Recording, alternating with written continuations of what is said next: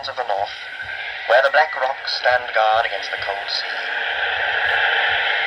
In the dark night that is very long, the men of the Northlands sit by the great log fires, and they tell a tale. They tell how a prince built a long ship, and sailed in it beyond the black ice at the edge of the world, to bring home his bride from the land of the midnight sun. Noggin the Nog was the name of the prince, young and strong and fair as the men of the Northlands are, and he was the son of Canute, king of the Nogs, the ruler of this land of dark forest and snow, this land of mountains and valleys, of deep narrow bays where the sea roars between the black rocks and the wind howls cold in the night. There was the little town of wooden houses, clustered by a bay where the sea was calm, and there above it was the small castle, the castle of King Canute. Now every morning as the sun rose, King Canute put on his crown and took his morning walk, up the steep path beside his castle to the rock above the town, the rock which was known as Canute's seat.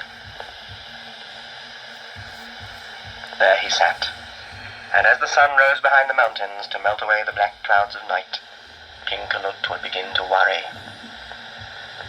He would look down on the harbour and the little wooden houses, and he would worry about his people, and what they would eat in winter, and whether their roofs leaked, and whether they had warm socks this cold weather.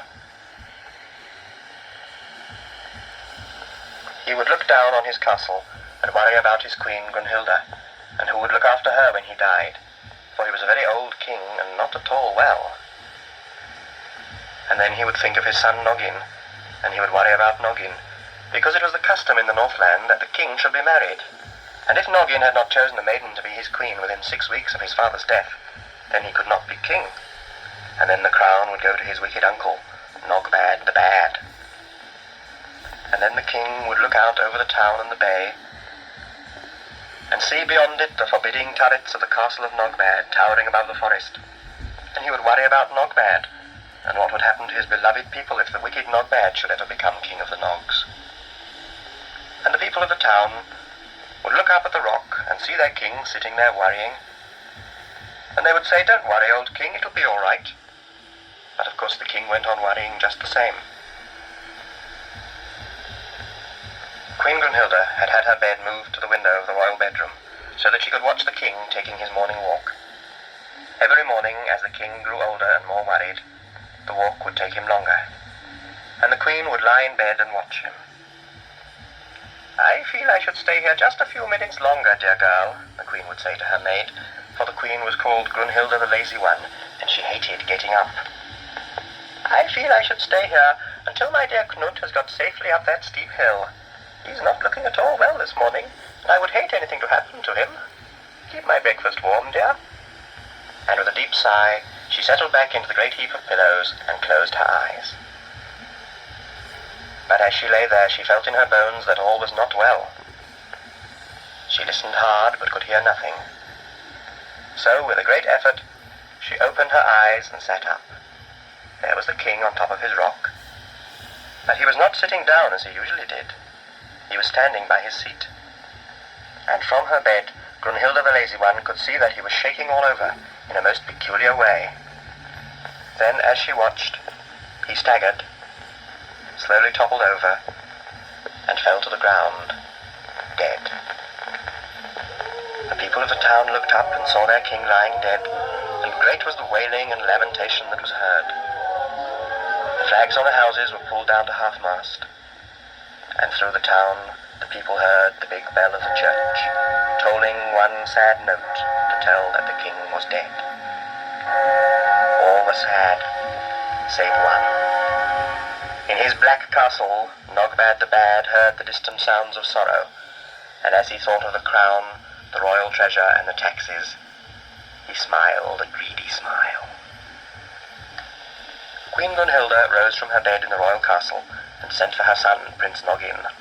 "Noggin, my son, Prince of the Nogs, this morning I shall send forth 100 heralds with 100 proclamations, and they will journey to the far corners of the land and tell the people that the king is dead, and that his son Noggin will rule as king of the Nogs when he has chosen a bride from among his people.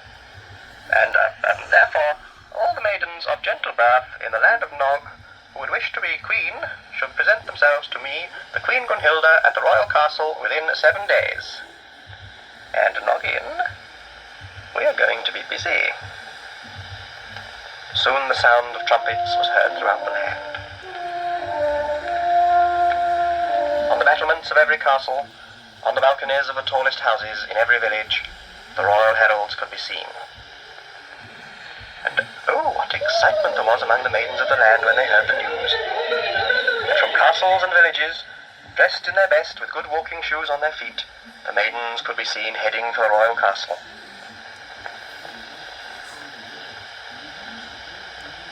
Queen Gunhilda received them as befitted their rank. And on the 7th day the time came for Noggin to choose. In the great hall of the royal castle, the maidens were assembled, multitudes of them, in lines across the hall. And slowly Noggin the Nog walked along the lines, looking with great care. There were tall girls, short girls, lean girls from the valleys with hair as black as ravens' wings, fat girls from the castles of the mountain top with golden plaits and eyes as blue as the sky. And he came to the end of the line without having chosen. Or nearly to the end of the line, for standing next to the very last maiden of all was a large green bird. A strange bird, the like of which Noggin the Nog had never seen. What an odd-looking bird, thought Noggin. I wonder what he's doing here.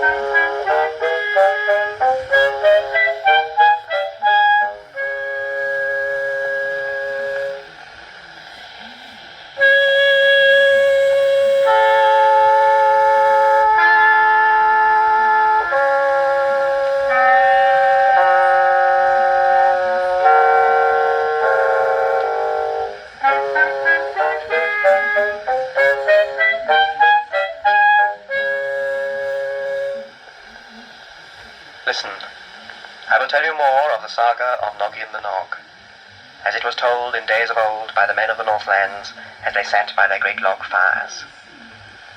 Noggin the Nog was the son of King Canute, who died, and Noggin would be king in his place. But first he must marry, as it is a custom in the Northlands that if a prince is to become king, he must marry within 6 weeks of his father's death, or the crown would go to the next of kin, Noggin's wicked uncle, Nogbad the Bad. So Noggin's mother, the Queen Gunhilda, summoned all the maidens of the Northlands to the palace, and Noggin the Nog looked them over carefully. But of all the maidens assembled there, he could not find one that he would want to marry, and he came to the end of the line without having chosen. And there, standing next to the last maiden of all, was a bird, a large green bird, the like of which Noggin the Nog had never seen. "You're not a maiden, you're a bird," said the prince. "Your Highness is observant," said the bird, and he bowed politely. The prince, the courtiers, and everybody assembled there were so astonished to hear the bird speak that for a moment they just stood and looked at him. "Well, isn't anybody going to say hello?" Noggin remembered his manners. "Forgive us, bird, it's just that we didn't expect you to speak. Greeting, and what brings so distinguished a visitor to our humble palace?" "My name is Graculus. I have flown across mountains of ice, through snowstorm and sea mist, from the land of the midnight sun, and from my master, Nan of the Nooks, I bring you greetings and a gift." And Graculus took from under his wing a knife, and he placed it in Noggin's hand. The knife was made of a single faultless walrus tooth, beautifully decorated, and in the middle of the blade was carved the likeness of a girl's face. Noggin looked at the face, and he thought it beautiful. More beautiful than any of the maidens he had seen that day. "Thank you, Graculus. This is a fine gift, and you have come far to bring it to me. But tell me, the face of a girl carved here on the blade, is it the likeness of a real girl?" "Prince, It is a portrait of my master's daughter. It is the face of Nuka, princess of the Nooks. But she is wondrous beautiful." And the prince looked again at the face carved on the knife, and he turned to his people, and he said, "Nogs, I have chosen a bride. Here, carved on this knife, is a portrait of my bride. I will build a strong ship, and I will go through snowstorm and sea mist, past the black ice at the edge of the world, and I will ask her to marry me." There was alarm and consternation in the palace. Maidens wept and fainted, and the Queen Gunhilda looked quite cross. But Noggin climbed onto the steps in the castle courtyard and addressed the warriors of the royal guard. "Who's coming with me?" "Craculus, they're all coming." "Don't be silly. They can't all come. There's hundreds of them.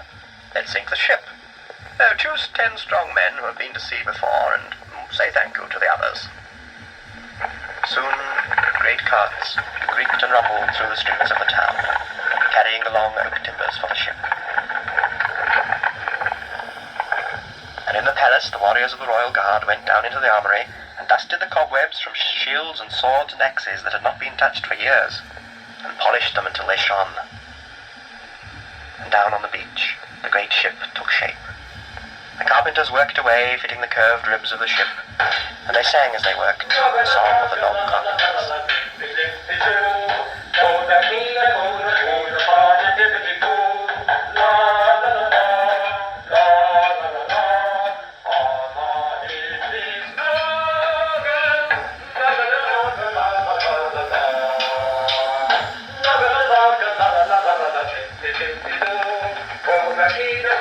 Queen Gunhilda lay in bed and listened to the carpenters singing. She was sad. She had lost her husband, the good King Knut, and now it seemed likely she would lose her son, the fair Noggin, sailing off to goodness knows where with that ugly old bird, as if there weren't plenty of perfectly good maidens he could have chosen in his own palace. But as she knew it was no use arguing with young Noggin, she heaved a heavy sigh, lay back on the pillows of her couch, and went to sleep. The building of the ship went on apace. The carpenters fitted the mast. The painters painted. The sailmaker and his wife sewed and stitched and embroidered the great sail. The grocer and his assistant worked the wooden crane, loading up boxes of ship's biscuits, ham and hard-boiled eggs, cocoa and barrels of fresh water. And Noggin, Prince of the Nogs, stood on the quay and watched, proud of the fine ship that his people were building for him. And on his head was a new helmet of beaten copper. At his belt the knife of walrus tooth that Craculus had brought him. And in his hand he held a basket full of lovely presents for his bride. Soon the ship was nearly ready. The master gilder put the last touches of gold leaf on the dragon that was the prow of the ship, the great green dragon, with fierce red eyes that was to guard the mariners against the monsters and evil spirits that lurk in the depths of the sea. Then, when the ship was finished, Noggin took leave of the Queen Gunhilda, his mother. "Do not grieve for me, mother, for the ship is sound and strong.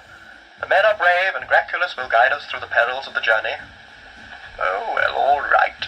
But you mind what you're doing, and don't go getting cold. And listen, Noggin, when you've found this maiden and married her, well, somebody had better bring me back the news at once. Otherwise we'll have your Uncle Nogbad coming down from the castle making trouble, saying he's going to be the king after all." "Fair Queen, when your son has chosen his bride, I will myself fly back across all that ice and stuff and bring you the news." "Thank you, Craculus, and look after my Noggin, won't you?" "I will, your majesty." Noggin the Nog took his place on the prow of the great ship, the bird Craculus at his side, and behind them, with their oars aloft, stood the 10 warrior oarsmen. The trumpets of the royal herald sounded fanfare. The people of the town took off their shoes and socks, got behind the ship, and pushed. Slowly the great ship slid down the gravel and into the water of the harbour. The oarsmen took their places, and as their great oars cut into the calm water of the harbour, they sang the rowing song of the Nog warriors.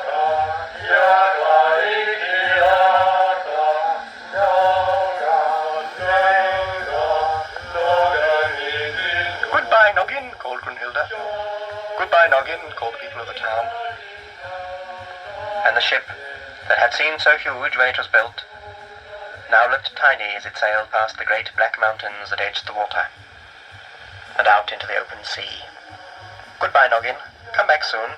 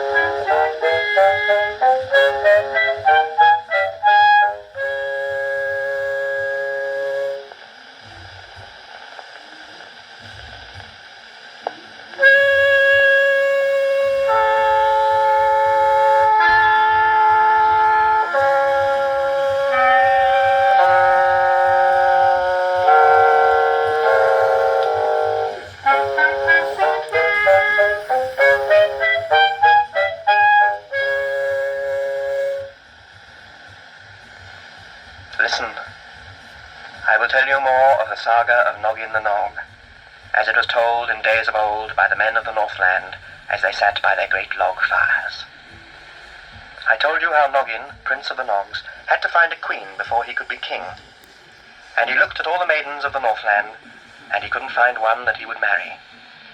And I told you how a green bird called Graculus brought him a knife with a likeness of Nuka, Princess of the Nooks, carved on it.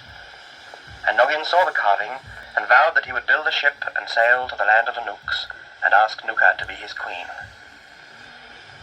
And so the great ship was built, a fine long ship of oak from the inland valleys, with a pine tree mast and a prow in the form of a green dragon. And it was launched from the beach before the town, and the warrior oarsmen rowed it away down the long fjord to the sea. And everybody there was sad to see them go, and afraid for their safety on their long and perilous journey. Everybody save one. In his black castle on the hill, Nogbad the Bad looked down on the brave little ship, and smiled a wicked smile. For he knew that if Prince Noggin did not return with his queen within 6 weeks, the crown would go to the next in line, and the next in line was him, Nogbad the Bad. And he knew the journey to the land of the Nooks was so long and dangerous there was little chance of Noggin ever coming back at all. And as Nogbad the Bad looked down on the little town, he thought of the royal treasure and the taxes, and he chuckled to himself. As the ship sailed out to the end of the long fjord and into the open sea, the cold east wind blew on it. The oarsmen shipped their oars and hauled up the sail.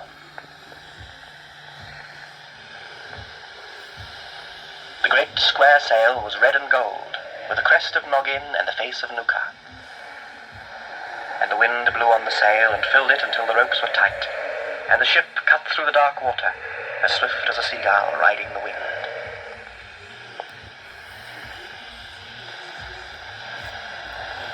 Through all that day the east wind bore the ship on, and through the night, hull down, it rode before the wind. And the helmsman lashed the rudder to hold the helm to the North Star, and the little band of Nogs sat round their stove in the canvas cabin and made hot buttered toast. All the next day and all the next night the wind blew them on, and not a sight or a sound of anything but sea and sky did they see. And the next day the wind dropped slightly, the sun came out, and it was really quite hot. So the warriors took off their boots and dangled their feet in the water. Ooh, that's cold.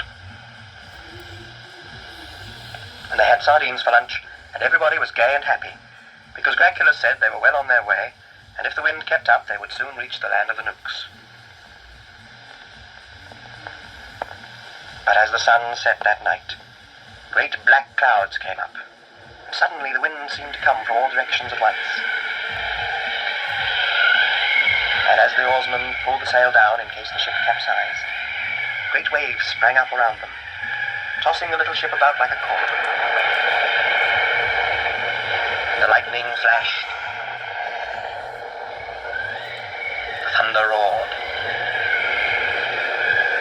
kings sat huddled round their stove and prayed that the ship would not sink.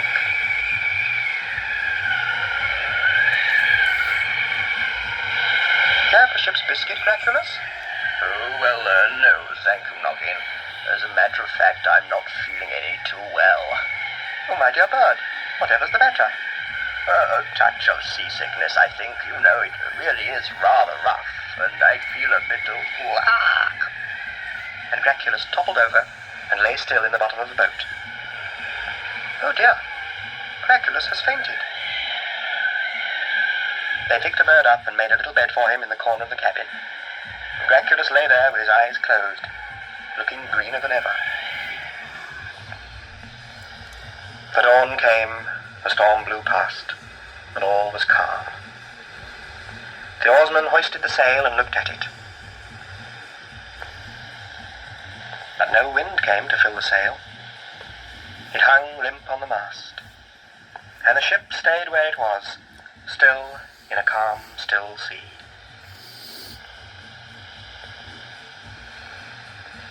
We must row.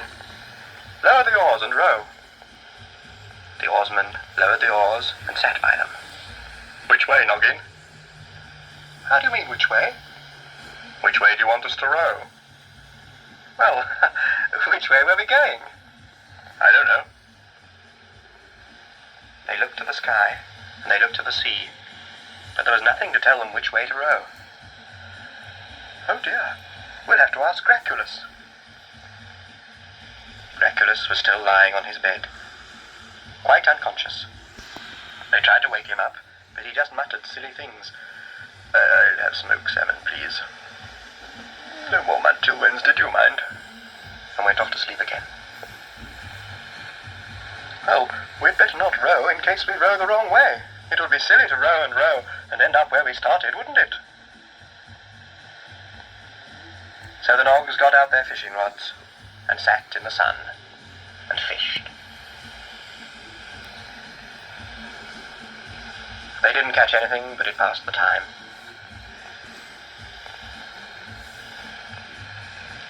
Land, ho!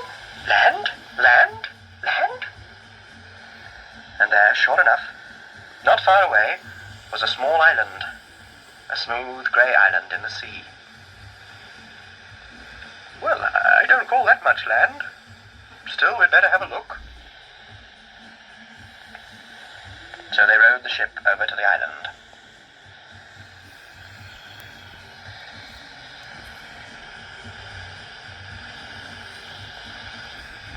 Thornogson, the chief oarsman, swung out on a davit and landed on the island. Ooh, it's all soft and squodgy, and there's a sort of fine brown grass growing on it. Explore the island, Thornogson. Explore it. I can see both ends of it from where I'm standing. There's nothing on it but this grass stuff. Well, pluck a handful of it. Thornogson got hold of a handful of the grass and pulled as hard as he could.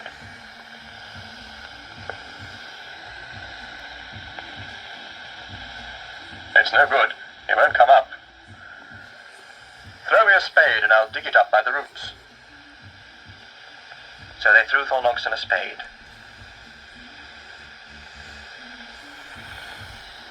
And he started to dig.